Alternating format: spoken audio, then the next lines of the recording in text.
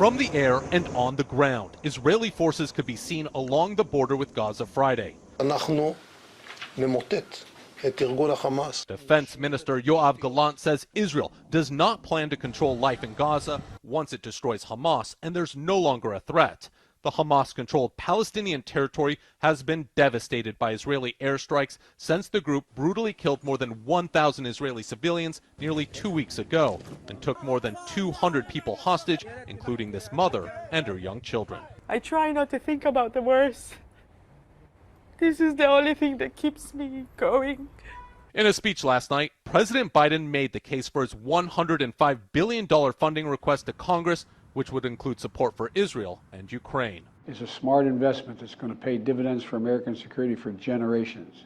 The Pentagon is also preparing to send 2 Iron Dome missile defense systems to Israel in the next few days to prevent more rockets from reaching targets here in Tel Aviv and elsewhere as concerns mount the violence will escalate into a wider conflict.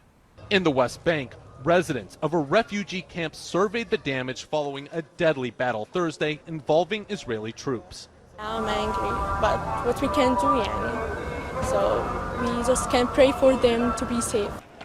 And Israel ordered the evacuation of one of the biggest towns on its northern border with Lebanon after a rocket attack from Hezbollah injured several people. Ian Lee, CBS News, Tel Aviv.